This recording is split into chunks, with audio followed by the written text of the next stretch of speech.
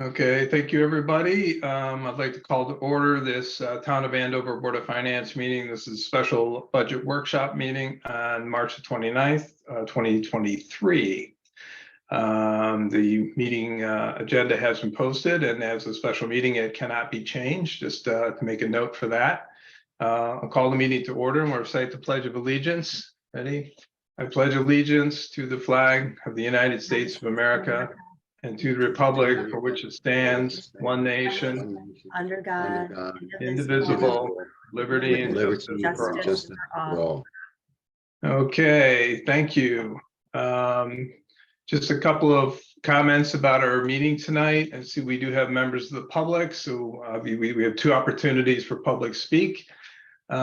We have 3 items on our agenda tonight, and they are the only 3 items we will generally cover, although we may do some budget discussions in general. We have a CIP request from the Board of Fire Commissioners for a vehicle. We have a request for the Economic Development Commission for a sign, and we also have a presentation from the AES district on their proposed budget.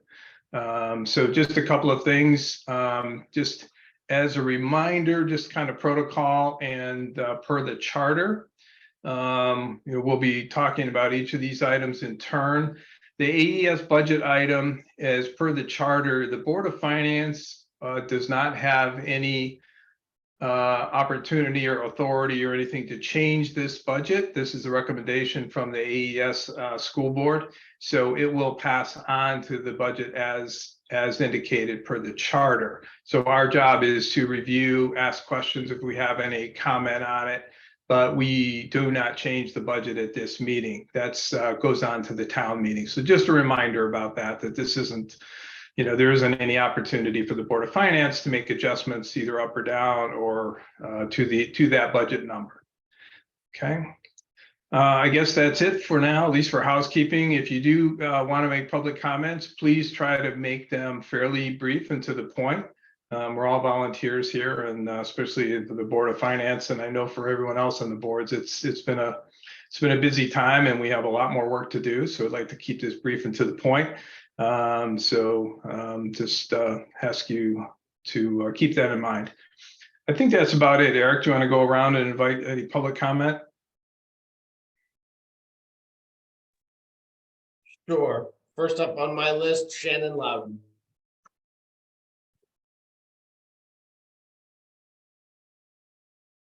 I like being first. I'm here solely to support our superintendent and the AES budget and greatly appreciate the Board of Finance's work. And now that you've mentioned that also is on your agenda, I was at the CIP meeting where we heard from the Economic Development Committee and highly believe that we need to get a sign to welcome people to Andover. Thanks very much. Thank you, Shannon. Next up, Jerry Cremay and Cremay. I just want to say thank you to Mark and the Board of Finance. You have a big job and a job that takes a lot of your time. And I know we're all volunteers, and I thank you for your time that you do invest in our town and the work you do. I'm here to support the Board of Education budget and Valerie, and that's it. Okay, thanks, Jerry. Valerie Smith, or Bruno, sorry. Smith. Leading down on this, yeah. Yeah. Hi, nope, nothing for public comment. You'll hear enough of me in a bit. Okay, Terry Smith. Hi, thank you for having me. I'm just here to sit in on the Board of Finance in case there's any questions regarding the budget that was developed by the Board of Education. And I appreciate all the members that are on here tonight supporting this. Thank you. Chris Bernard. Good evening. I, like many others, am here to support Valerie and the AES budget. That's all I had. Okay. Mike Beckworth, or Beckwith, sorry. Similarly, I'm just here to support Valerie and the AES budget tonight. Thank you. Okay, there's a note from Steve Fuss that his mic is not working, but he has no comment. So last up, Ron Mike.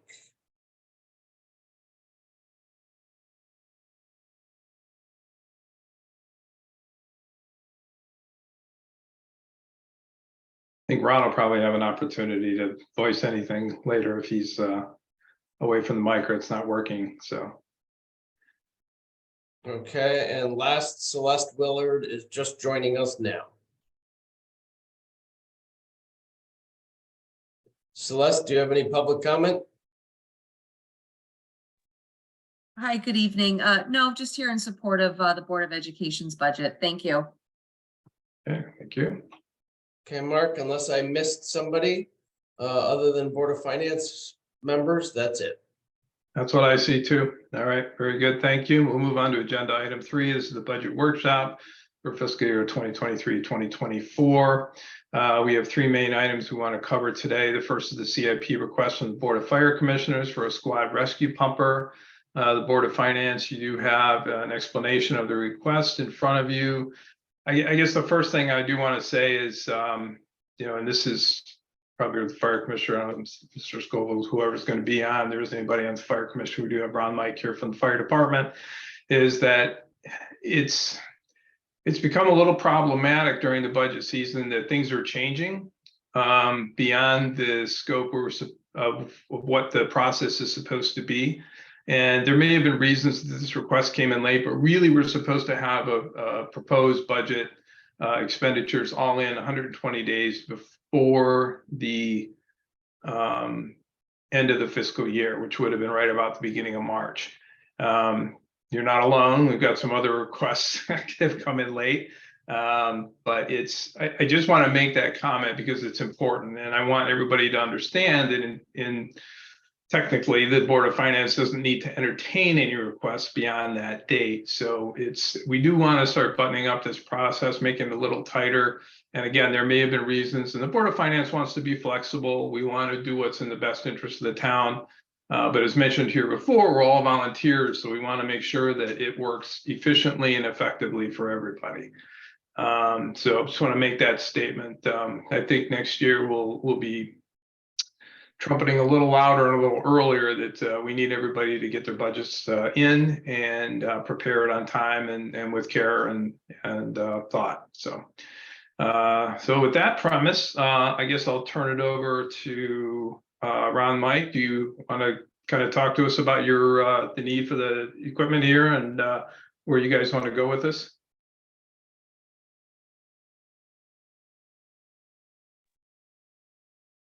So Mark, 2 minutes. Ron Mike said they can't get their microphone to work.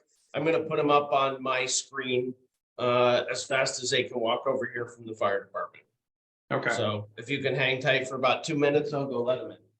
Yeah, we can. I think we can. Honestly, I just flipped the agenda items, but we'd be in violation of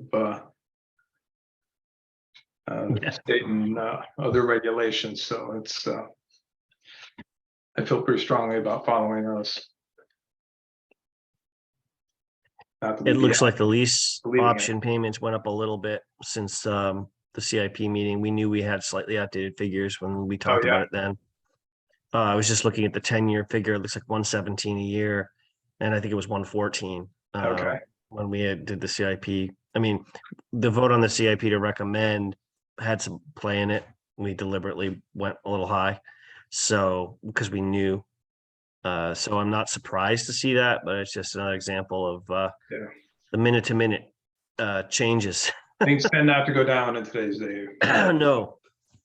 I also want to make the point, and Rob, I don't know if you guys on the CIP made any specific recommendations about financing options or et cetera, but in this, and for the Board of Finance, anybody following along in their packet, there's a leasing proposal on page 3 of the packet that does have the various costs per year based on a 7, 10, or 15-year lease. In all things being equal, just off the top of my head, I thought, well, it's not that much more to go for the 15-year lease, but I started reading the details and note that the interest rates are only fixed for the 7 and 10-year options. The 15-year option gives them an opportunity after 7 years to adjust the interest rate. I'm gonna guess it's not gonna go down. So I just want to kind of point that out for the benefit of the board and anybody else who's following along, that that makes me very nervous. So at least I can almost guarantee it would go up. Hi, Sean Coble, Fire Commission. Finally made it. Sean. Hey, Sean. Okay. So thanks for joining today. We just wanted to give you guys an opportunity could you hear us when you were out in I could hear you, but we just ran across the parking lot to get to town get hall. the mic working? Okay. Yeah. Yeah. Well, you heard my spiel about trying to make sure we get the budget going in a timely manner. Yeah. So the other thing I was just commenting on was that Rob was talking about the numbers having gone up slightly from the CIP meeting. And I was commenting on the fact that the interest rates stated here are only fixed for the 7 and 10-year leasing options. If you read the details, it says that after a 15-year option or anything greater than 10 years, upon the receipt of the 7th payment, the payments can be adjusted based on an index to be determined at issuance. So there may not be apples to apples comparison there. So at any rate, that was a summary of what we were talking about. If you want to go ahead and kind of give us the overview, what you guys are looking for, why you think it's necessary, and what you hope to accomplish with this. Okay. Well, the fire department had developed a 10-year plan to replace larger items. On the 10-year plan was to replace 2 of our oldest pieces, our heavy rescue, which is 25 years old, and our oldest pumper, which is 32 years old. So we're looking to take those 2 vehicles and combine them into one vehicle. Is basically the plan. I think it would serve the town better because, you got, with less and less volunteers, you're able to put everything into one vehicle, go out on the street. It's going to be able to fight fires, go to car accidents with the extrication tools. It'll have hazmat equipment on it. It'll be an all-around vehicle. And by getting rid of the 2 older ones, maintenance costs will go down, insurance, items like that. So that's kind of the overview. I had sent something out to everybody. I don't know who got it, who didn't. We did, yeah. I mean, I think we have in our packets, we have the explanation of the reason you want to make the purchase. There's a leasing proposal here, as well as a 10-year capital projection for the fire commission. So I guess first off, you stated some pretty long ages for the 2 pieces of equipment. Are they in bad shape, or is that just, I mean, what are you looking at? Why are you replacing them? You got to make that case, I think. So, well, I mean, obviously, as anything gets older, the oldest pumper has already been sent out 10 years ago. It has been refurbished. Maintenance wise, I don't have a lot of numbers maintenance wise, but obviously the maintenance costs are starting to go up on both vehicles because they're older. The heavy rescue at one point actually had a fire in it. It was repaired. So it's just, as they get older, I'm just afraid, or the commission's afraid, that we could have a catastrophic failure with one of these pieces that we may need at some point. We've been, moving them along, and things have been going okay, but again, the cost to repair and the cost of the upkeep is getting higher and higher.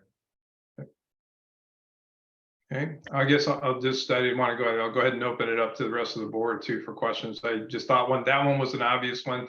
The other one I have too, and I see Rob and Joanne both have their hands up. Just, is there a residual value in the 2 older pieces of equipment also? So talking with manufacturers, if we could trade the 2 pieces in, may get $20,000 for both of them. There's a little bit, but not a lot. Okay. Yeah. The prices and everything have just gone haywire. Okay. I mean, not in our favor. The one thing I just wanted to really quickly mention as a kind of a point of information that we talk about at CIP was the lead time to construction of this vehicle. Right. Right? Didn't you say about 2 years before we actually get it? Yeah, the lead time is anywhere from 18 months to 3 years, depending on who would get the bid. So these vehicles are going to be around for another 2 to 3 years. And I think that speaks to the issue of, you know, the 32-year-old machine and the 25-year-old machine. They're working now, but we have to have confidence that even if we pull the trigger on this and put this in the budget, that 2 years from now, they're still functioning. Yeah. I think that was part of the reason for the late push. That's as I remember it from the CIP meeting. That's all. Yeah, and part of the late push too was trying to get people to actually give us figures. It's been like pulling teeth with these manufacturers because, well, in their defense, they have towns that are spending money. They have purchase orders that they're going out to bid, and they took a little bit more priority than we did. So I was able to get some stuff from people, but you know, they will get to us when they get to us, basically. Well, when would the first and subsequent payments be due? Right. I believe in 2024 it would start. Depending on when we ordered it, but it's usually a year after you order, from the way I understood it. You make the first payment a year after you order. Right. And something also to keep in mind for everybody, I know we talked about CI, I brought it up. Even if we sign a contract, there's not a lock-in price. If they have updates or they have a price increase, they're going to pass it on to the customers until the vehicle's not paid for, until they have their check in hand. So that's another issue that we have. Mark, that was a question I was going to ask him because I saw on here that the first payment isn't even due until August of 2024. So I'm just curious when we would be starting the budget for it. I totally understand the need. I appreciate you being here tonight to explain the need with the 2 old trucks versus getting the new, I forgot the word, but whatever, however you described it, it makes sense with less and less volunteers using one truck to go out there. You know, I kind of was a person that brought up the planning and why we hadn't heard about it first. You know, I noticed that a couple of the CIP meetings had been canceled. It hadn't been on our radar and that, so it was a bit of a big thing to hear this coming now. So in all fairness to me, I took over for Kurt Dowling. I'm kind of stepping into this a little blind here, so I'm trying to do the best I can for you guys. I don't know what Kurt had talked about because obviously wasn't able to attend some of the meetings and never had a chance to talk to him. So yeah, all right, that's a good point. That makes sense. Kurt wasn't well for a bit before. Yeah, and he hadn't mentioned it, hadn't attended the Board of Finance meetings for a while, so okay. But it sounds like Rob has good knowledge of it, which is great, you know, and he's willing to speak to it tonight, but it hadn't come up in any of. Right. I'm just being honest. I think it's a thing that's a need in the town. That's not my agenda at all. So since everyone's here and we're discussing it, we might as well bring up a couple points. I was just wondering, and I don't know if anybody knows this that's on right now, but you talked about the price could go up. And I'm sorry, I don't know your name from the fire department. I'm sorry. Sean Cole. Sean, Bill DeRogers. So you talked about how the price could go up until it's paid for it. If you were to start making payments, I'm just hypothetically now, does that lock in the price or can it still go up until the price is paid in full? No. I just wanted to lock in the price. So say you guys decided to go with the financing option and you financed it and they cut a check the day after we ordered it, the price is locked. Okay. But if we would just don't, have to and we start don't paying make the for it first payment earlier. until August of next year, then it could be variable until we actually cut a check. It could, yes, it could be. So talking to the manufacturers, basically what they're saying is any price increase is going to be passed on. And this is all 3 of them, not just the one we got the price from. And so to put this in perspective also, the fire department with the ambulance billing budget has gone out to price ambulances. And they are getting prices between $350,000 and $375,000 for an ambulance. And it's the same idea. Until that vehicle is paid for, the price could vary and it's only going to go up. Other questions from the Board of Finance? I do, but not for Sean. I was trying to remember if anybody knew off the top of their heads what we actually have in the equipment fund. Yeah, I was just looking at that, so that in the budget, and I was gonna ask the question too of Eric or I'm not sure not. Just kind of what the mechanism is here. I mean, we've got $100,000 in the proposed budget for the fire engine fund, the tanker fund. So, and we've had 80,000 or 60,000, 80,000 last year, or 60,000 years before. So I presume that the disbursement would largely come from this fund, at least initially. I would think so until we ran it dry. The issue I think was that we don't have 915,000 in there. Right. But you have the so- lease option, right? And if you can fund it at 100,000 this year, and it's gonna, maybe we cover the first payment, and then we would have to go up to 120 or something every subsequent year to potentially cover the financing options. That sounds right to me. Yeah.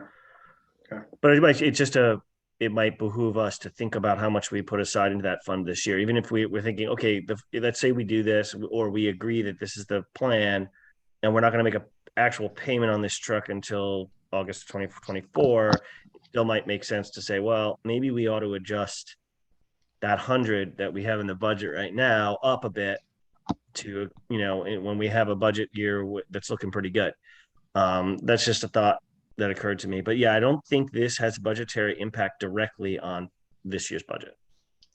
Potentially, if the payment isn't actually executed until August of 2024. But again, like Sean said, that might subject us to price increases. And anybody who's living in the world, especially in business costs of equipment, in the last couple of years knows that things aren't going down. So. Joanne, you raised your hand. Do you have a question? Sorry, computer. I just want to, if Sean is still there, I just, whenever we discuss it and decide, and we know it's probably not going to affect the budget this year, have they given enough time to deciding the exact truck that they want, since it's such a large purchase? I mean, is there any more thought or scouting around to do before making that decision? Yep. I'm sorry. So I did a request for proposal. I tried to get 3 prices for you guys, for everybody to look at. Like I said, I got it from the one, the other 2 we're working on it, and I would probably get it not long after the decision is made, yay or nay. But also I was just doing that, obviously for the budget, I'm figuring that it's going to have to officially go out to bid, once everything's passed and approved. Yep. Which I think may even buy us a little bit extra. I don't know. May give us a little bit better price at that point when more people are leverage. Yeah. And I think I was even meaning just the truck itself. You've already determined that you think this is the best vehicle to purchase for the town. For the need that, I know the pricing, we're going to have to wait for exact, but if we're making such a large purchase, this is what you've determined would really, and you made a good point. I listened. So yeah. Yeah. No, I have to give kudos to the committee that built these specs. They went through both vehicles. There are some of the older members in the fire department. They sat down. They've had a lot of experience.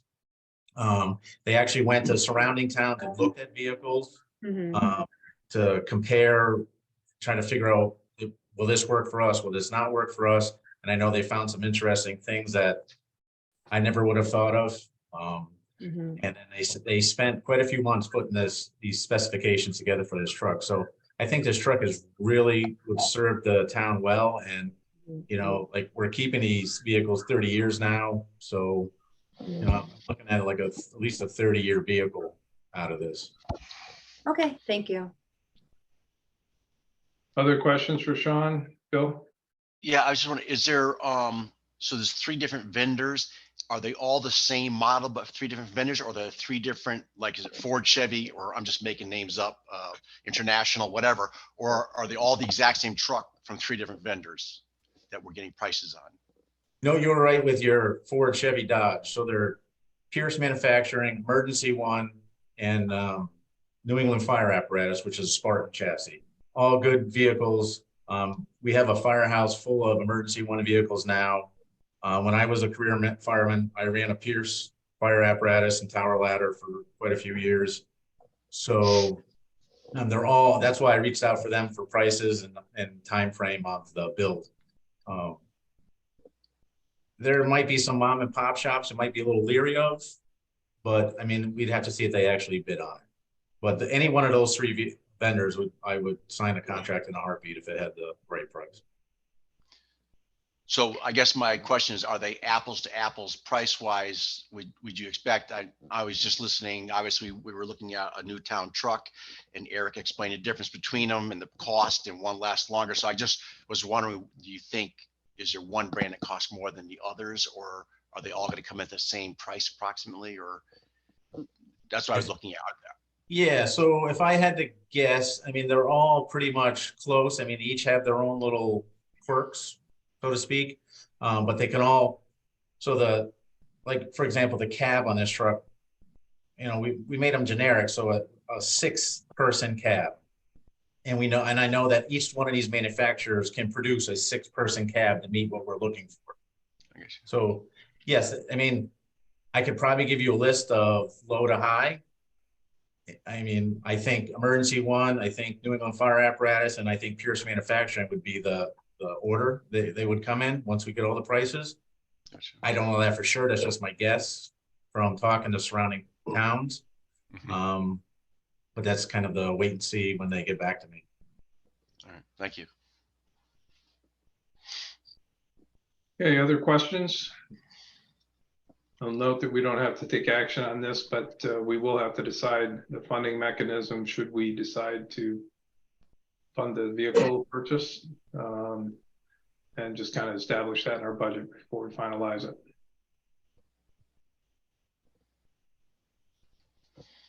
Thanks, Sean. Okay. Yeah. Thanks for the information. If we need more, we'll get back to you guys, and thank you for your service to the town. Yes, thank you And for your time. if you get clear pricing from the other two manufacturers, pass it on to Eric. Yeah. Okay. Yeah. Good point. Great point. Thanks, Rob. Yeah, I'll reach out to them again and see what I can do. Okay. Thank you. Okay, very good. Thank you. We will go on to our next agenda item. This is 3B, the Economic Development Commission request for a welcome to Andover sign. Eric, do we have somebody from the EDC here?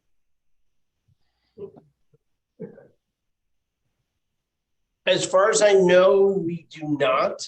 Okay. Unfortunately, I don't have the minutes from the CIP meeting. I know they approved the purchase of a single sign. I honestly don't remember what the exact dollar amount was. I think it was either 4,000 or 4,500, or that's what they recommended. Well, there's an estimate in the packet along with 3 different designs. The first one there with the faux stone is the one that actually has the estimate attached to it, which in my view is the most attractive, although I'm not a big fan of the script font. The other 2 it just says 4,000 on each of them and 250 for, 250 for installation, or 4,200 for installation versus 3,000 and then 3,000. Yeah. There was a smaller one. It was a little cheaper, Mark. Yeah, or you could get the real smaller. Yeah. It was a $3,000 one, and yeah. I chime in because I was sorry there. to interrupt, guys. This is Shannon from CIP, and I'm in the car with Fred, the chair of the CIP committee. And upon a motion, the CIP approved unanimously spending up to $4,250 for a singular sign. Okay, was that for a specific sign? Yeah, which sign? So the second one that's in there is $4,000 installation, $250. So that would be $4,250. So I would presume it's that second sign. Yeah. Am I on? Yep. Hello? Yeah. Hey, this is Fred Oliver, CIP. We just approved the money because we wanted to leave it open as far as the specific design of the sign. There's that one that we have that you can see in the packet. There were 2 in the packet, but we wanted to leave that open to the EDC and others as far as the specific design of the sign. So that's why we said $4,250 rather than a particular sign. Okay, there actually seem to be at least three different styles in the packet. One has two different sizes, so there's actually four different options. But the concern that I have, two concerns. One is that the estimate that's included in there for the, looks like the largest sign is actually 44,750, which is $500 more than you guys had stated. And the other concern is that the date of the estimate is December 20th, 2019. So I don't know if that's a typo by the sign contractor, and sometimes these small businesses aren't real careful with their stuff. My recollection of that is that was, we should really have Elaine on here, but Elaine did all the legwork on this, Elaine Boucard. And that 2019 one, that was, as you see, an estimate she got a while ago. The committee actually preferred the 4250 sign, or some design variant thereof, 4250, because we like the price on that better. That's why we gave that number. Okay. And it also was from a local vendor, Mark, that Elaine was very much preferred using instead of going out of state. Yeah, there's lots of sign vendors in Connecticut, but yeah. Okay, so is the proposal a request to put this in the budget for next budget year? Is that what the request is? That's my recollection. Yeah, Okay. I believe so. As opposed to this, the request is expended for this year. Right. The only other thing I'd add is my recollection, and I am going off memory, is that, one of the reasons there's so many different sign options there is there was a brief discussion and kind of put to one side of smaller signs, but the original idea with the smaller signs is there'd be two. And so there was a decision to go with, why don't we do one big one? And it was the 4250 one that the committee liked the best. So that's my recollection of how it went down, and why you might have more in the packet, and it's a little, maybe a little confusing, but we went with one sign, or our recommendation was to go with one sign. Does anyone know where this is going to be placed? We discussed a few options. This is Fred Oliver again. We discussed a few options. The one that, and that's part of Elaine originally brought up on Shady Mill and Route 6, where the old dog pound is. We also discussed the possibility of near the old town hall. So we also didn't have a clear idea about where exactly it should go. So that's another thing that Elaine and the EDC and others are going to have to sort out. Yeah. So that's where we stood with that. Yeah. Is it possible to have two smaller ones instead of one larger one? Was that discussed? We did. From what I recall, and Robert, correct me if I'm incorrect here. We discussed the possibility of having up to four, one big central one, and then one at one end, one at the Columbia end of Route 6, one at the Bolton Coventry end of Route 6, and possibly one at the Hebron end of 316. And we decided for budgetary reasons to go with this one first, just to get the one big central one first, and then in future years to look for the smaller ones. So we decided it'll be best to go for the big central one first of all. And is this Go ahead, Louise. Is this in line with the celebration for this year? Or does that have nothing to do with it? The anniversary. EDC wanted this for years. Yeah. Okay. This has been a recurring request, I think. Okay. Yeah. Will they replace one of Question the? for Eric. I mean, would this just be a line item under the Economic Development Commission budget? You think? Add to their line item? Presumably, if you approved it, or you could put it in I suppose you could put it in a permanent fund like the townwide building maintenance fund, and then just specifically earmark in your budget message that, $4,500 or $4,200 or whatever is allocated to X in the budget message. Okay, yeah. Or you could just add it to the EDC budget. All right, thanks.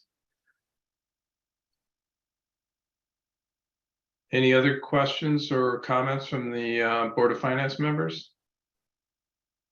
I guess I just have one question. Have they determined if we are going to invest in something, and of course, it's a nice idea, it would look good, you know, as a town, have we determined that these sizes fit the need? You know, that's my thing. I'm trying to visualize the 4251. I guess it's 4 feet across, 3 feet of the posts, and maybe 4 feet of a sign.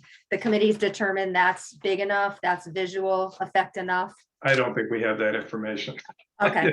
Without somebody. I mean, Hey, yeah. it's on the agenda, you know me, I'm gonna ask. Yeah, I mean, yeah. You know, a good when and if question. it does get approved, it has been on year after year. I know they have been. You know, I just hope it's big enough, we can see it in that. All right, that was my question. Thank you. I'd like to know myself. Hi, but generally, I'm in favor of supporting this just because I think, you know, it's a positive thing for the town in general.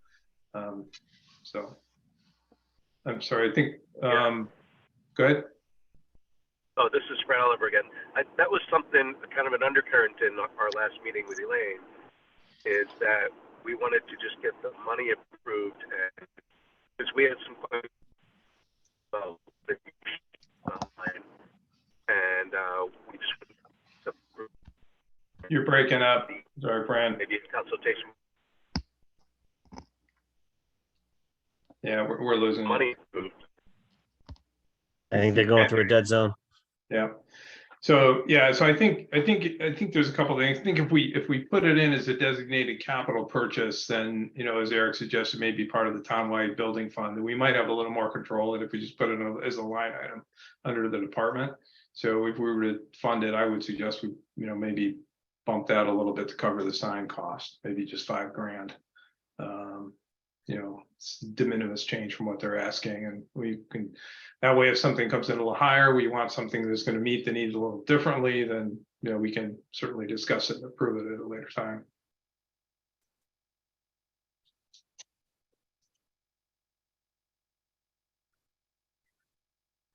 Does anybody, so we can do one of two things. We can, if nobody has any further questions, we can either go on to the next agenda item. Somebody can make a motion to adjust one of the line items to account for the expenditure request. If you want to go to the building main fund, which I think is what Eric had suggested, then the motion would probably be to adjust the building main fund 305-915-59020 from 90,000 to 95,000 with the purpose of intended purpose of funding the sign for the town of Andover. I would have make one the more motion. question. Yep, Well, go ahead. Yeah, I have one more question. I was looking at the post itself, and it looks like the bottom is like a faux stone columns, but there's pressure treated posts. Is there any maintenance for these particular posts for so many No, years? it'd be minimal. Yeah. A good Yeah. pressure treated post, assume they're installed in a solid base of stone, good drainage, will last for a long time. So. Yeah, either stone or cement. They'll last longer than any of us are gonna worry about. Okay. Yeah. I would make the motion, Mark. I don't know if I can repeat back to you what you said. Okay. That main line item that you stated there, I would make the motion that we do bump up the fund to $95,000 to cover the cost and any incremental increases so that we could get the right sign installed with the labor included and all that. So that would be my motion. So I'm sorry, you're seconding, Louise? Yeah. Okay. So the motion is to increase the building main fund 305-519.59020 to $95,000. The intention of adding an extra $5,000 to support the purchase of the town sign. Is that correct? Correct. Okay. Do we have any other discussion? All those in favor say aye. Aye. Any opposed? Okay. Any abstentions? Okay, the motion passes. Thank you very much. Thanks, Shannon and Fran. We appreciate the input, and of course, Rob as always. So, Okay, we will go ahead and move on to our next agenda item, which is the presentation of the AES proposed budget. And just a reminder, I think we have the same group on that we had when we started, but the function of the Board of Finance here is merely to review the budget with AES, to ask questions, if any, and to pass that on along with our proposed budget to the town meeting. First the hearing, budget hearing, and then the town meeting. We do not have the opportunity or authority to make any changes up or down or likewise to the budget. So I guess so that, yeah, Joanne. I have no problem with what you just said. That seems to be a change from the past, though. Is that with new charter things? No, I think it's been that way. Okay. Yes, it was in the charter originally, I think by 802. I think that's why it can get changed at town meeting and elsewhere, but not initially by us. No problem. Yeah, I had remembered it differently. Thank you for clarifying. Okay. All right. So let's go ahead and Valerie, you want to go ahead and take the floor? I will. Eric, can you make it so that I can share my screen? Did every member of the board get, Mark, did you send out the approved budget from a copy of the approved budget that you received from the Board of Education? The letter, the transmittal letter with the, yes, I think I see Joanne shaking her head. So they all got it. Yeah, it was a while ago and I think no, I'm going to put it back on the hesitated. screen. I'm going to put it back on the screen, but I just wanted to make sure. Yeah. Okay, thanks. Sometimes I miss stuff, so. That's okay. So Eric, I'm capable of sharing, correct? Okay, let's see.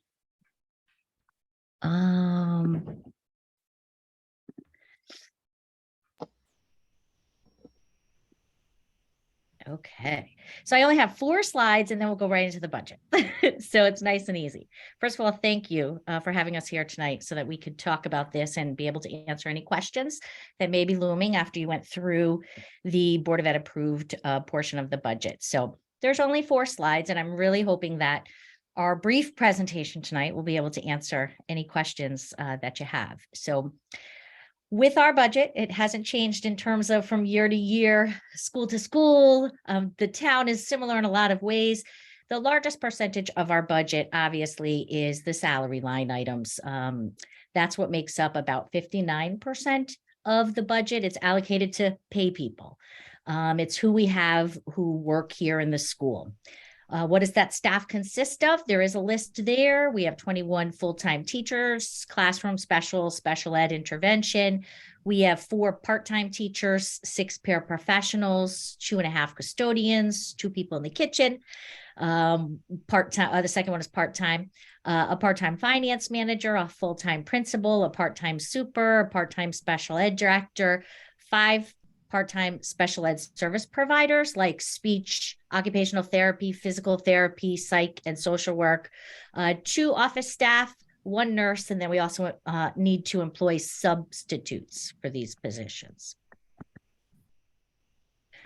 Fuel is going to be the big unknown for next year. However, we did make sure that we locked in. This is probably the biggest substantial increase this year that we'll see. We were very lucky going into the 22-23 school year, us and the town. We locked in at $223, which is both a blessing and a curse. It was a blessing because it kept that number reasonable this year, but a curse because we all know, even in our own homes, that that can happen again for next year. And so when we were looking at lock-in prices for about a month, we were getting a little nervous because they were going anywhere from 3 to the high 4s.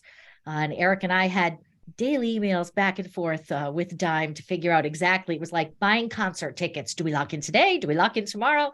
And we got to a point where we were very, very satisfied that we were as low as we were going to get for next year. We locked in at $310. Now this year, we had budgeted only for 28,000 gallons, and we did get lucky. It was a risk that it was going to be a warm winter, and it has been, thankfully, knock on wood, so far. So we budgeted in for the lowest amount of oil this year that we've ever used, which was, when we looked at our trend data, 28,000 gallons. Now, we have gone a lot higher than that before. So when Terry and I were sitting and looking, we were going to go right for the middle. So in looking at our budget, we were very confident that even if it's not quite as warm next winter, if it's a little bit colder, that amount of 35,000 gallons should suffice. We didn't feel like we had to go up to the 43. Whoops. Whoop. There we go. Okay, so just a few numbers to consider before we look at that budget. About 15 to 75% of the budget is made up of medical insurance, life insurance, dental benefits. There really isn't much that we can do about that. That does vary for a school from year to year. You could have people that have babies. We've welcomed one baby already fairly recently. She's still on leave.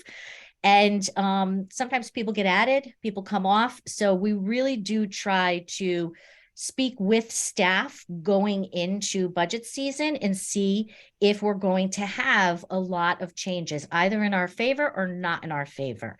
Because one person roughly in insurance costs the board between $10,000 and $12,000 for one person for medical insurance. That's the board's side. And so that can make or break that line item. And so we do our very best to come up with exactly the number that we feel is a confident number, so that if there is somebody that does get added, it won't throw the budget off for the whole year. About 59% of the budget is salaries and to employees and to service providers, as I just mentioned. 2 to 3% of the budget is designated to the upkeep of facilities, because remember, AES is different from RAM or from some other larger school districts in that we only have an operational budget currently. We do not have both an operational and a capital budget. So everything related to the building itself has to come out of our facilities line items in this budget. So we try to do our very best to make sure that we can potentially plan in terms of doing preventative maintenance and seeing, do we have to anticipate something coming up next year or not? But that's always a tough one because you never know. About 14% is designated to special education costs, and I'll talk a little bit more about that in a minute. 4% to our overall electricity, oil, propane, and diesel costs, our utility and our fuel costs. And as I just mentioned, the biggest one in terms of increase will obviously for us be the oil. So that really doesn't leave us a whole lot that changes on a year-to-year basis when you talk about those non-negotiables. So we try to do what we can with that 5%, those things that aren't fixed, those things that we can be a little bit more creative from year to year on. Those are the areas mostly that I try to work on trying to find grants to supplement, because as new initiatives and things are needed, those are things that I really try to make sure I can go try to supplement in other ways, because the rest of the budget is pretty solid. So I should have warned you already that there was a spoiler alert. There's the number on the bottom. 182,000 is really the increase that we need to make sure that all of our obligations are met next year. Now, we did have the advantage of having some areas to reallocate, and I will show you those exact areas. That $182,000 increase includes $60,000 for fuel and utilities. It includes $120,000 for the total contractual obligations of everybody. What are some of the increases that we'll see when I flip to that next shared document? The contracts, the facilities, special education, the utilities, fuel, very small amounts to curriculum and supplies, which I looked, ironically, it's about $5 for every student. For academics there of an increase. Spending reallocations, we had one out placement that returned, and we had one in placement that moved in. And by in placement, I mean they had all of the same needs that they would have had they attended another facility. They are just attending AES. The areas of savings, you'll see there's certain line items that say coaching, but it's not coaching in the sense of sports. It says coaching in clubs. These were all of the expenditures that are after school activities and the ones that have been contractual.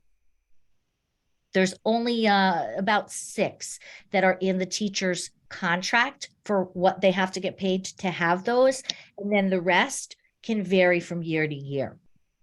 Another area of savings was switching principals. It was a small savings, but nonetheless, it was a small the savings that we can have this year moving forward, having switched from a veteran to a newer principal. And we had some psych services that I was able to utilize a grant for that'll go into next year. So you'll see that that's a decrease as well. Okay. All right, so I'm going to stop this one. And I'm going to move on to, got lots of other things. Okay. Is it paused? Okay. I think I'm going to have to stop it and share it again because it doesn't like that one. Okay, can we see that one? Yep. Yeah. Okay, great. Great, thanks. Okay, so this is what you have in front of you, and I've purposely highlighted numbers to make it a little bit easier for us for talking points. As we go through the things that are in yellow, you'll notice there's 0% increase. For whatever reason. In some cases, it wasn't that we had an increase to that expenditure. It was that that expenditure perhaps was, I was lucky enough to get it covered someplace else. For example, 2 summers in a row, I did receive grants for summer school. And so the obligation to have extended summer programming for special education students is still in here with that $22.60. That covers the minimum. But then if we were to have the same summer school that we've had 2 years in a row, then I would seek out other grants. And I do have, I'm keeping my fingers crossed. I have one in now that would allow us to have a summer program similar to what we had last year and the year before. So that is why that's not in there. You'll notice on the top, the 101s there, that right there is teachers' salaries. There's the actual, there's the 23 adopted budget, and then there's the recommended, and it has increases there. So you'll notice to go back to the staffing levels that we have, go back to their contracts. We settled a 3-year contract, and in settling that 3-year contract, it was certain percentages, an average of 3 per year during the 3, but one was slightly less than 3 one year, one was slightly more than 3 the other year, but it's about a 3% increase for the teachers. When you add in there that speech teacher, the special ed teachers, the regular ed teachers, and the instructional tech salary there, you get an increase on the bottom of about 90,193, which is that number in my last column. When you add in the next 2 lines, the instructional assistants, paraprofessionals. Now, just note that the paraprofessional last year, so this school year, we filled a teacher position with a para, and that has to go back to being the teacher. It was the librarian. The librarian moved over and filled another position temporarily because she's part-time, and there was a paraprofessional that went in there. That's going to switch back because we do have a new student that came to us this year, the in-place student that required us to, they came in after the budget passed last year, and that required us then to utilize paraprofessional, another additional paraprofessional during the course of the year that was already in the building. So the total there is 62,727. Substitutes, the reason why there's an increase to substitutes is because the rate increased this year. It's not that we all of a sudden have lots more substitutes, it's that the rate did increase. So we were very lucky that the Board of Education increased that to be a little bit more competitive with other towns, because we've done well. We've got very highly qualified substitutes that are willing to come and work here at AES when a lot of other towns are very short-staffed. So thank you to the Board of Ed. A number of members are on here for having done that. It's made the year a lot easier for the principal. Under the coaching and clubs in green there, you'll notice that Terry and I reduced that section. I reduced that section not because we're going to have less of that by teacher's contract, but because I received an after-school grant. And there were some of those positions that we now use through the after-school grant. And so we felt fairly confident that that could reduce by almost half. You'll notice in yellow, there is no change, as I said, to summer school. I'm counting on getting a grant. There's $13,000 increase there under nurse, custodial, and the non-certified SPED administrator, where it says $32,000. The one of the two office people, the administrative assistant that sits outside my desk, they have a dual role. And so their salary is in two different places in the budget. It's going to be under the certified admin assistant when you get to superintendent, and then the other half is special ed. So her salary is split between the two spots in the budget. It's not that it's two separate people, it's one person split. The change to the nurse, she did not receive an 8.36% increase, but the nurse's substitute really can't go in a regular sub line because obviously with the qualifications and credentials that the nurse has to have as a substitute. Terry and I had spoken about this, and they receive an hourly rate for their services. And so it was moved into this line so that all of the nursing costs were in that one line, since she appears no place else in the budget separately. We wanted to be able to keep an honest eye on that one. Under the group life insurance, changes in the group life insurance are why we didn't go up 3 or more %. It's a small amount in comparison to the other benefits, but there were some changes there. And that's why that one didn't increase as it would have elsewhere. Okay, second page you'll see is mostly yellow, which is good. And part of the reason why it's mostly yellow is because there are a few areas here that I had grants for that are 2-year grants that I received last year, and they'll go into next year as well. You'll see under professional education services, special ed, that dropped by 9%. And that's not because the cost of that person dropped by 9%. It was that I was able to put a portion of that into a grant. Same thing with psych services. Psych services did not decrease, no worries. I know, Joanne, last year, you had a comment on that because you wanted to make sure our kids were serviced. I promise you they're fully serviced. It's that part of that is going into a grant that we received. And so I took it out of the budget if it's going to be covered by grant. Under staff training, it looks like it went up a significant amount of money.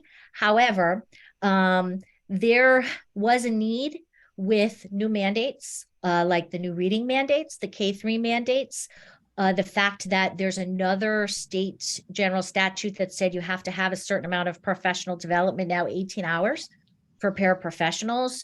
There were just a number of mandates and things that changed that Taylor really needed to have some additional hours. And so the Board of Education, in approving a calendar for this year too, also had to work in a couple of half days to allow for that training. And this increase looks significant just as the percentage, but this is to accommodate that. And there are mandates that were involved in that. Of course, unfunded mandates. So we did have to put a little bit more in that line. The school physician, I'm still working right now on trying to have a physician for our whole region, Hebron, Andover, Marlboro, and Ram. But this year they did go up from 1,000 to 1,800. I'm working on trying to lower that cost, but as of right now, we have nothing signed. And so the cost next year is going to be what it was this year, which is 1,800. And legal expenses. Other than that, on this page, everything is yellow. We move to the next page and almost everything is yellow. We have 2 areas of blue there. One is the special education transportation. And I know you're all aware of this. We've talked about this at Board of Selectmen meetings as well, that we had a need with our in placement for an increase to special education transportation for one student.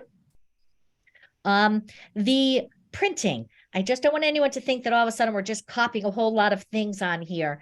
Because there were mandates to the K-3 reading for the state, they had, if anybody doesn't know, the state said, the legislature decided that there were 6 approved, they went through a science of reading thing, and they said there are 6 approved reading programs for K-3.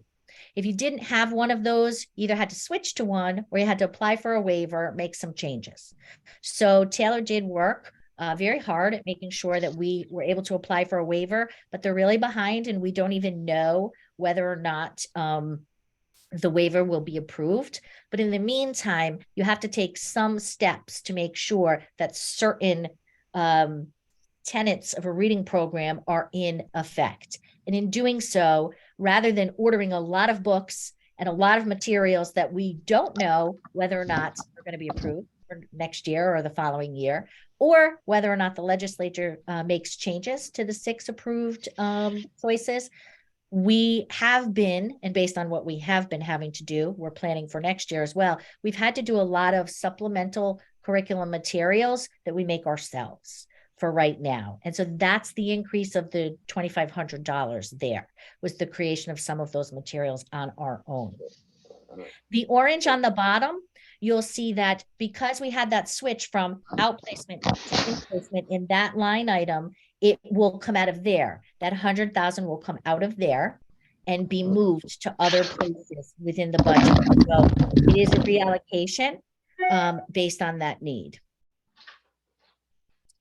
The next page, this will actually change for next year the way it's set up, because it's not often, you'll see in the middle there, 3rd grade supplies, 4th grade supplies, 5th grade. It's not often that a lot of our curriculum is separated like that anymore. Very oftentimes, let's say you use foundations. You purchase foundations, not by grade, you purchase the package.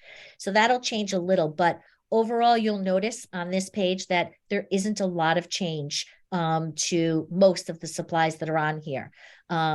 Honestly, what we do try to do is, and you'll notice, speech supplies, occupational therapy supplies, those sorts of things. What we do try to do in writing grants is we try to, when we apply for the grant, at least I do this, I don't know that everybody does this, but I do try to make sure that in applying for the grant, you not only apply for some of the salary for the person or the position, but that you also make sure that if there are any other supplies that are needed, that they're built into that grant, because then that helps us even more. And that's what I was able to do this year.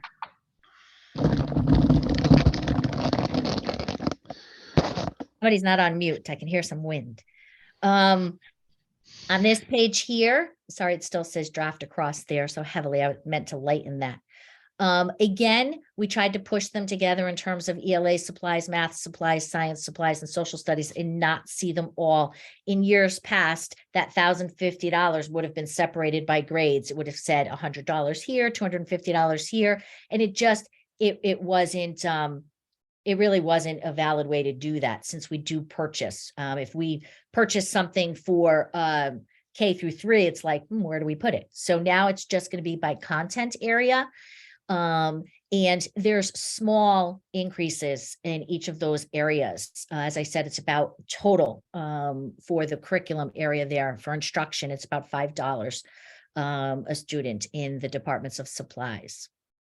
And then we get to the ones that, unfortunately, I gave you the bad news early on, ripped the Band-Aid right off. Electricity, 10,000 is the estimated based on going through the trends from the bills from the last year and the year before, will probably be an increase of 10,000. Hopefully next year and moving forward, we will be looking at some savings when and if the project is completed for being able to utilize solar. So we are trying to do something about that line.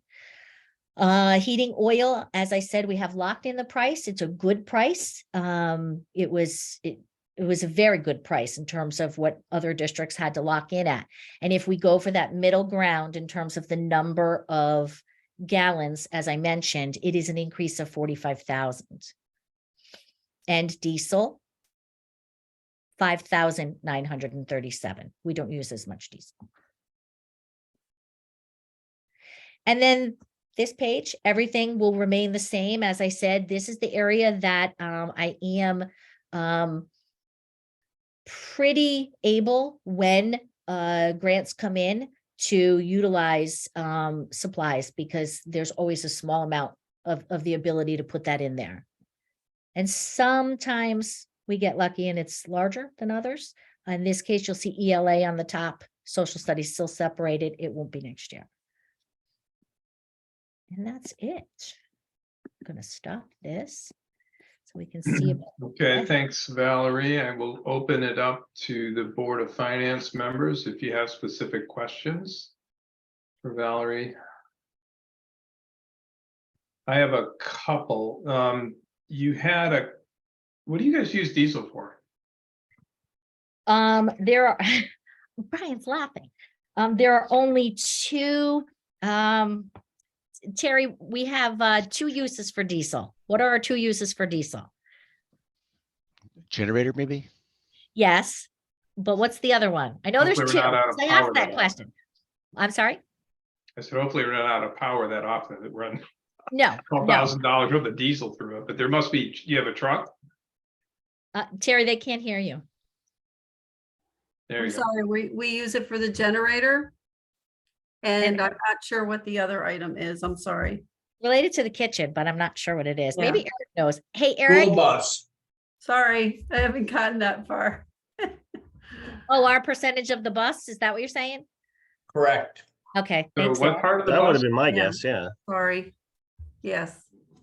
Okay. I know Eric and I had that conversation when we were trying to lock in the That's not price. part of the, that's not, it has to be a separate line item for diesel. Okay. all It right. does, but I remember Eric saying to me, Val, you may use a lot more oil, but we use a lot more diesel. So we need to lock this in pretty soon. I was making him nervous. Yeah.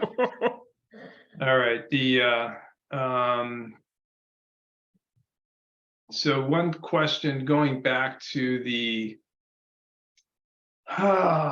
special ed transportation. So, and Eric, you may need to kind of help clarify this, but if I remember properly, in our current proposed budget for the town, we put in for we have a line item currently for a small SUV, which would enable, it was for this, to allow the school to use a wheelchair accessible van. Is that right?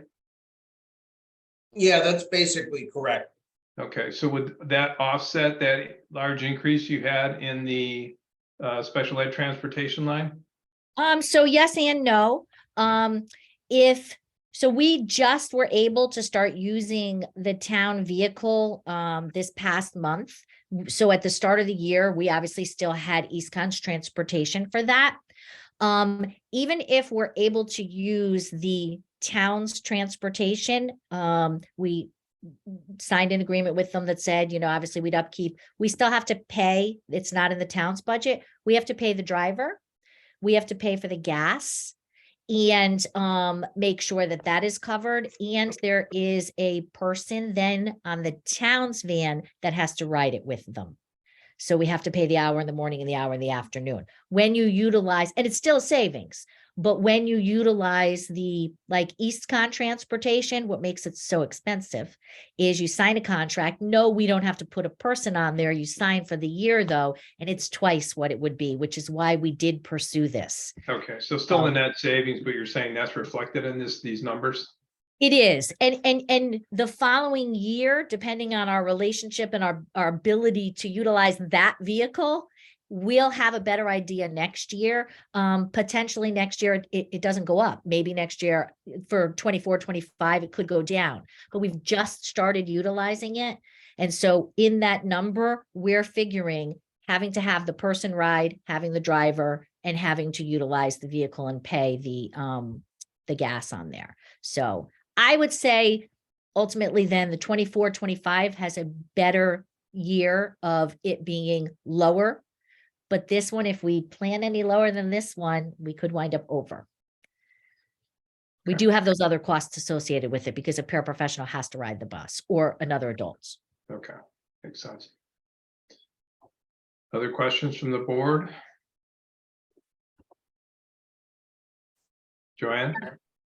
Valerie, you really did a good job presenting it because everything that I highlighted, you spoke to. You Thank know, you. I had about 10 highlighted items, but you really covered them all. Did you? And I did, I was listening the whole time, but the one that you probably talked to, and I apologize, it's the other professional services for the board that went up like 140% from 5,000 to 12,000. It's on page 2. Yep, that is legal expenses. We have legal Yeah, I was expenses gonna ask right about now. that also, yeah. Yeah, that was one of my highlights there. So legal expenses for the board. Yes. Okay, got it. Was there Okay, any specific thing driving that you guys increased? There is, right now there's had to have been some interaction between the town's attorney and our attorney, regarding the, potential building of the senior center. Okay. Because it happens, it's property issue related. Okay. and then a follow-up to the special ed the special ed overall. I know that because the student is now at AES, but still has a great deal of, needs or whatever that you're covering with that. So part of it was the transportation, is part of it other, So, yeah. without giving too much away Right, on one right. particular student, we'll speak hypothetically here, okay, Joanne? Thank So you. Yeah. when you have a child, that's a high needs child that's placed outside of the building, let me start with that.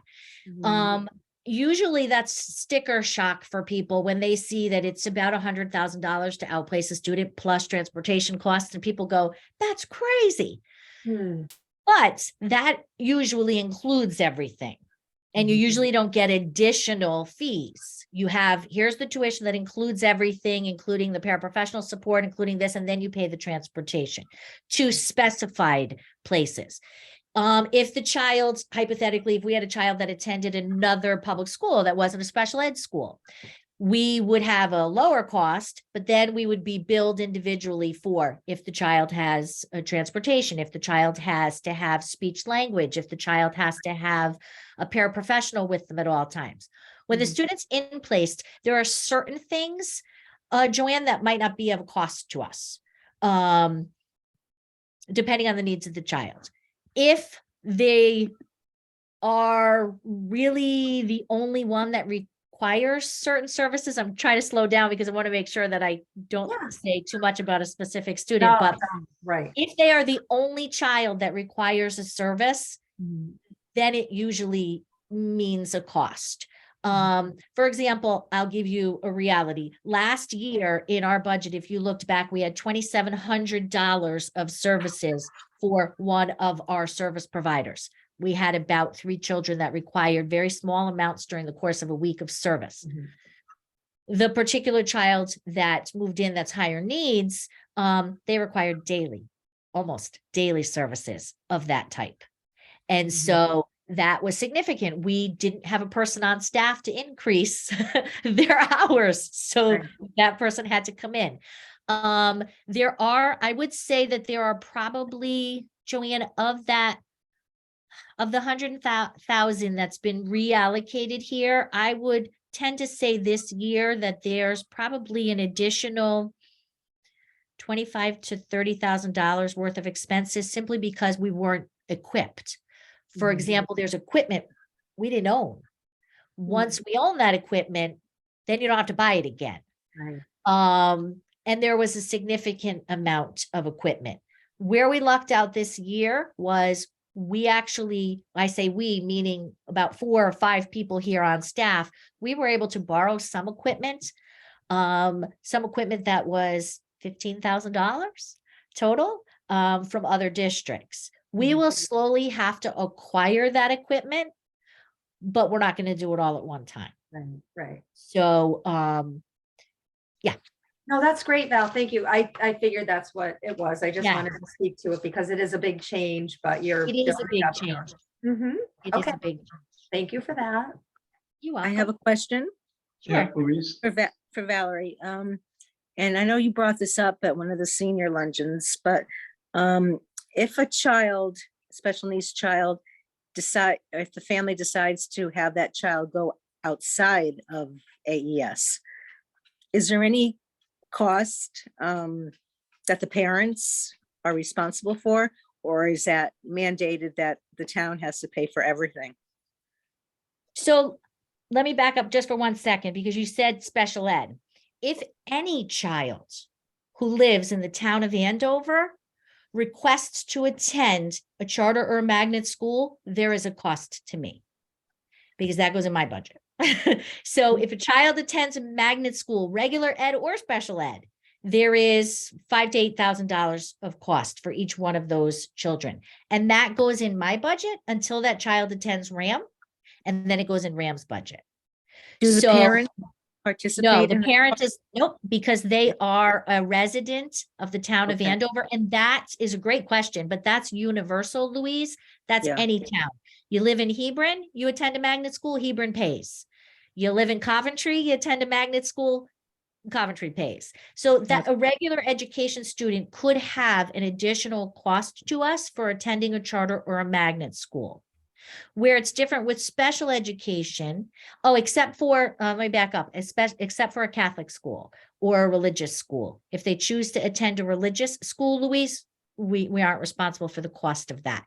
If they Okay. attend a tuitioned school, like a private school, we're not responsible for their tuition either. Only charter and magnet schools. Okay.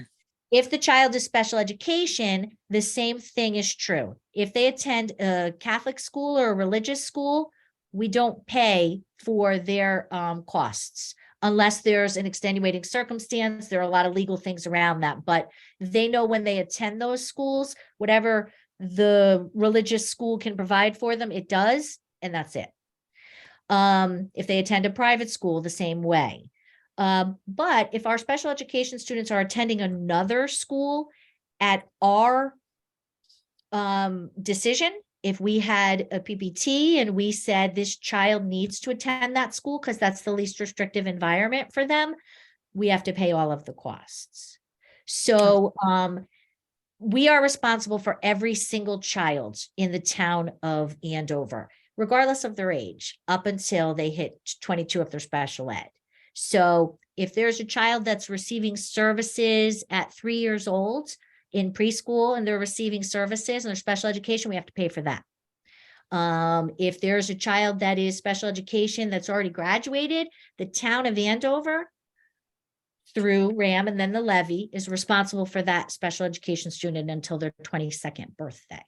Oh my. So, yep, Okay. it's wherever they live. Yeah, that's good education. Thanks, Valerie. You're welcome. Val, just a quick follow-up to that. If the one thing that you mentioned where we pay, where the town would pay for charter, magnet, or whatever, how does that go with enrollment numbers? Oh, I guess we just count the student. RAM would count it as a student in the per student, It doesn't count in our enrollment, Joanne. That's a good question. Yeah. They do count if I have a student, let's say, that they came here in second grade, and then we say we can't service them. And we, through an IEP, through a PPT Right. meeting, send them to another school. They count in our enrollment. Right. So that's definite. And the reason being is we're still part of their planning process. Right. So whenever there's a PPT meeting, we still attend. We help make the decisions still for that children. There's that child, they're still ours. However, those students that attend the magnet schools, Right. I don't count them in my AES enrollment. Okay, that's So what I give an enrollment summary at a Board of Ed meeting every month. They're not in there. Okay. Okay. And one additional one from me, and then I'll clear the floor. So I understand this budget very well put together as far as understanding, and thank you for that. You mentioned grant money, several times, which is great that you're out there securing grants or trying to secure grants. That's probably a different accounting. So in order to run the school or do extras, you have this town budget, and then you have your pot of grant money. Is that true? So there's really more funds that go into running the school. And if it is something that is in that grant, you don't see it here. Right. So for example, I received an after-school grant. It's going to run the whole of this school year and next year. All of the expenses associated with that after school grant run through the grant. You Right, don't put right. them in here. As a matter of fact, I was able, as I said, to take Yeah. a little bit out of a couple of line items because it's going to be in the after school grant. So we Right. don't double dip. If it's in a grant, it's in a grant. Right. Now the only time that changes, Joanne, is if October comes and in October, I apply for a grant and I get it, and it's $10,000. And it says this $10,000 is to pay a paraprofessional. If that paraprofessional is in here, that's why at the end of the year, sometimes then I have to go back to the board and say, hey, I have $10,000 left. And they'll say, how did you get $10,000 left? Well, I had that grant and this is all it could cover. And it was allowed to supplant and not. Right. But if I already know it's a supplemental, it's not in here. Good, Okay. thank you. Yep, that's the way I understood it. And just, it's good for everyone to understand too. I know you're saying these terms, you know, while we have you. No, thank you. You're welcome. Val, real quick, you may have mentioned it, I don't recall. What's our enrollment year to year looking like from last year to this to the projected for next year? I'm so glad you asked that. Our preschool program for next year is full. We Wow. yes, we actually have some, and I'm very excited about that. We actually have a few out-of-towners that are on the wait list because obviously all of our Andover students come first. And for a couple of reasons, not just because, you know, they're Andover residents, but because obviously that would be enrollment that would follow through to kindergarten, first, second, third. You don't want to fill those spots with 10 Hebron kids, and then they leave in kindergarten and they go to Hebron and we lose the enrollment. So that's the reason why we do that. This year, we were very strong with numbers this year as well.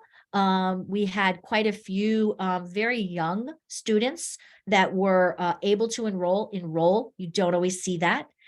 We had a few that didn't have their third birthday until they came to AES this year. So that means that they'll be with us in that program for 2 years.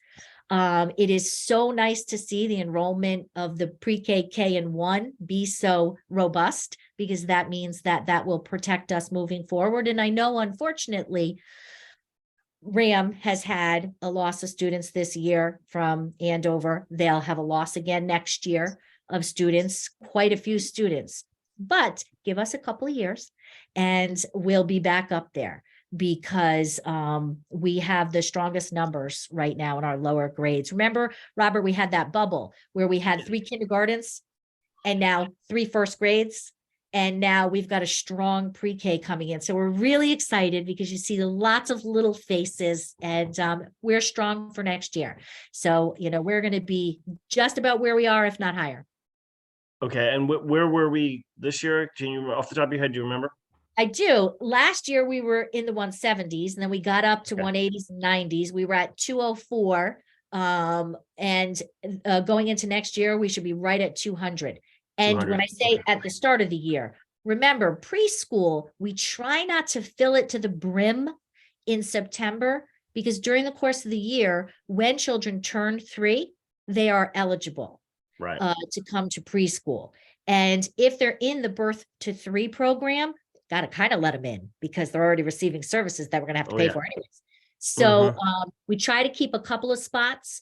Taylor's done a great job. She's looked at the birthdays of the potential kids that will be enrolling next year and said, how full can we go? It looks like we're going to have at least 3 after Christmas that will turn 3 and come in the spring. So we're trying to make sure that we won't be over capacity with those 3. So we're really excited. Our number is going to look good for next year. Do you guys have the opportunity to like chat with AHM? You know, you mentioned birth to 3, and if my memory serves, when I reached out to birth to 3 with my eldest when she was really little, it was through AHM. So can they like give you a heads up, or can they not really do that?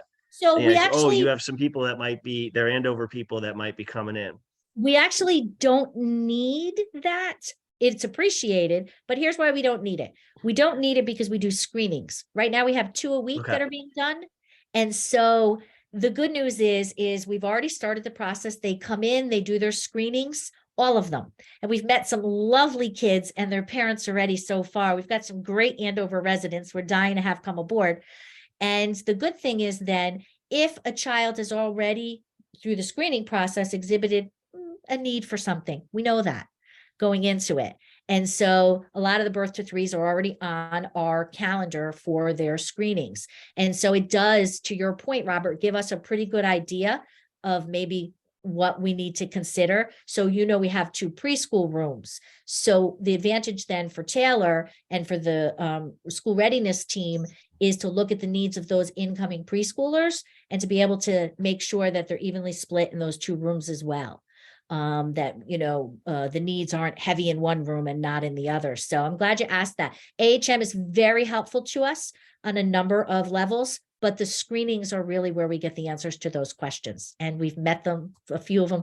Little one came in last week.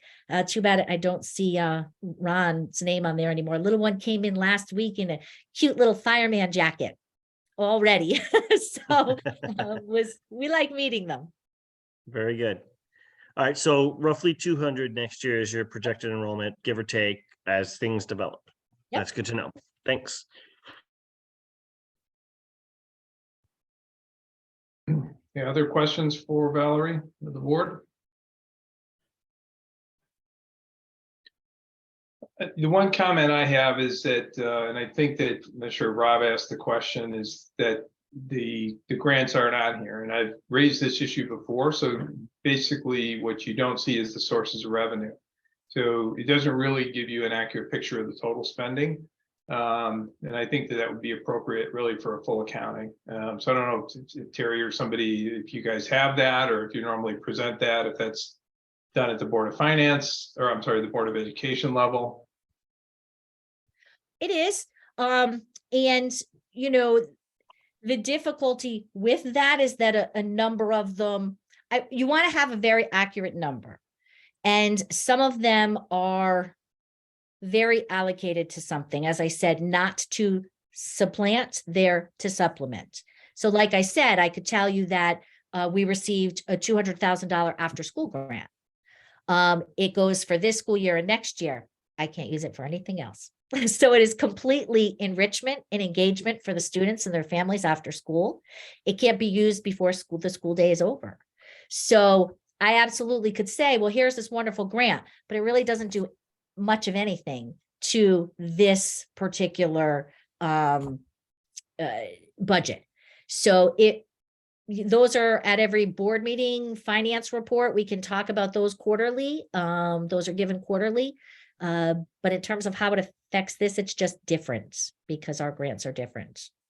So I'll make sure, because it's done quarterly, but I can make sure that those are posted at the end of the year. Yeah, I mean, generally, that's going to give you the full picture. And I understand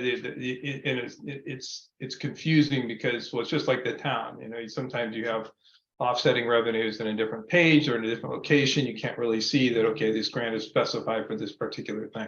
But what it does give is a net result. And that's kind of the common and way to, I think, accurate way to portray expenses and income. Is just kind of generally how that's presented.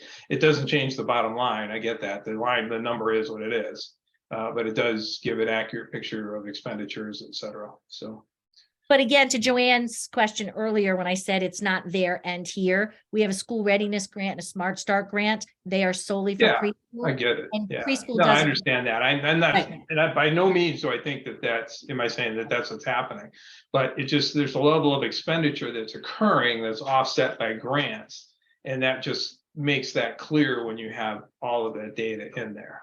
But it doesn't change the bottom number. And I get that. I understand. And Mark, I had asked the question because it's just showing the investment the town gets or how much the total education program is costing is what I meant too. Like you said, the amount of spending. It's great to have the grants. We have this, it won't change our document from the town. It's just more money is going into the school. Like she said, it could be a $200,000 summer school grant, the school readiness for pre-K, and all of those good things. So the total cost is really higher than this figure because of the grants going. Yeah.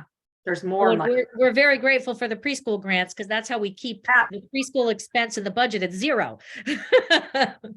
We're very It's an grateful. awesome grant for the families. It wasn't around when my kids were pre-K. I think in full day kindergarten, the whole thing, it's good. Yeah. Okay, other questions for Val? Thank you. Okay, I guess we're all set then. We will move on with our agenda. So really that was the last specific item. I don't know if the Board of Finance members have anything specific that they want to address in terms of the budget at this time.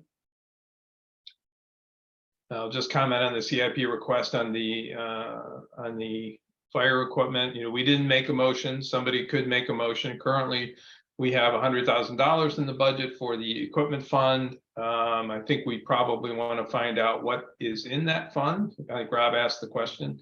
So we probably want to ask that if we don't make a motion now. I think we'll want to know that information for our next meeting, Eric. So that's something I think we'll have to understand where that falls and everything. Yeah, Rob? Yeah, I just want to make I don't want to make a motion at this point, but I just want to let you know what's kind of percolating in my head is that if you look at the capital plan in our packet, it was the old capital plan for the fire equipment fund for the fire department. And obviously the costs are a little out of date at this point. You could see that the truck that they're now costing out at $915 was at one point thought would cost $750,000. Yeah, saw that. But you can see there's more coming, as you would expect in anything like this. You're going to have rolling expenses. And I think step one is what do we have in the fund? And step two is thinking about, okay, if we're going to do this 10-year lease, honestly, my gut is the 10-year lease is probably what's going to happen. Okay, so that's like 120 a year, 117 a year. And then where are we? We know we cut capital a few years to get budgets passed, right? Our intention was to put $100,000 in there every year like clockwork. Didn't happen. So are we behind? You know, are we in a situation where this year it might make sense to put 150 in there? Maybe. I don't know. A, what's in there? B, let's think about it. Maybe come back next meeting and then maybe that's when the motion happens. And in the interim, maybe we get the other two quotes come in, an actual firm pricing from the other two manufacturers. That's my thinking. Yeah, it's reasonable. Yeah. I think I like your thinking. I'm in agree. Oh, sorry, Bill, you want to go ahead? You're all set. No, I just said I like his thinking.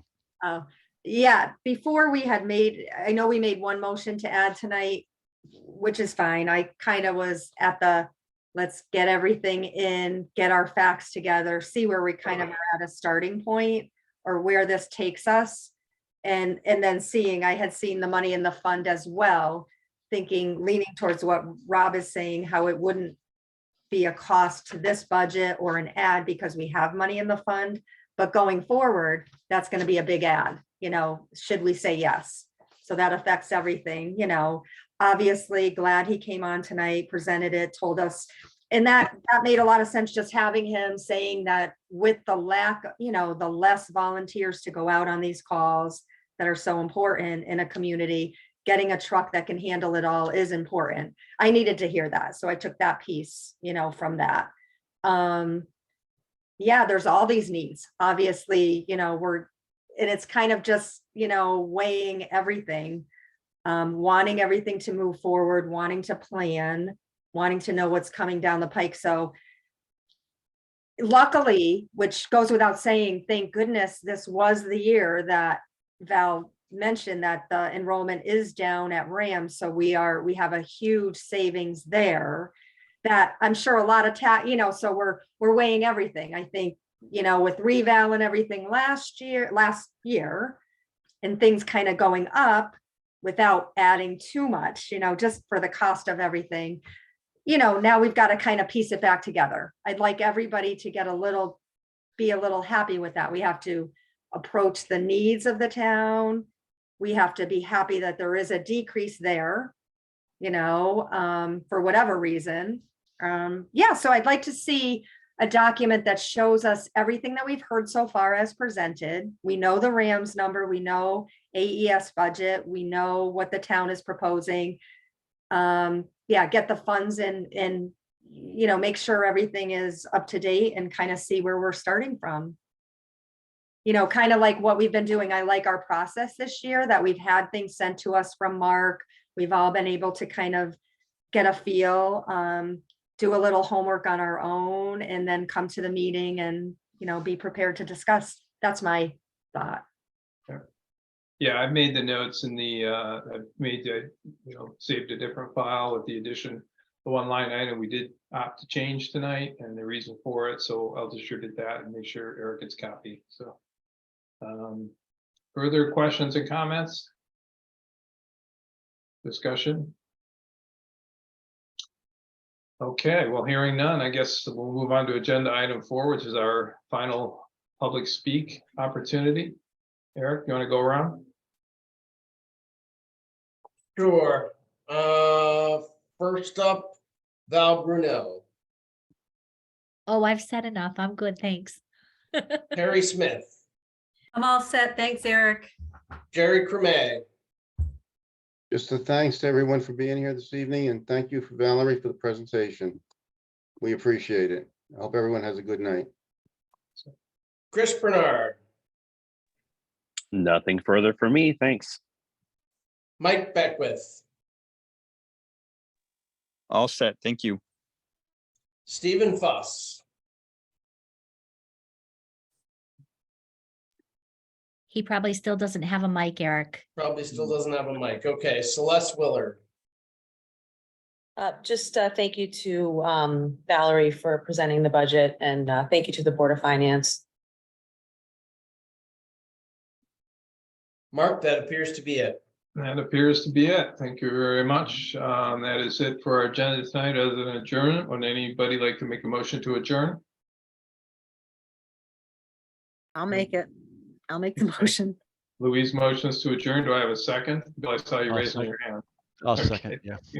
Any discussion?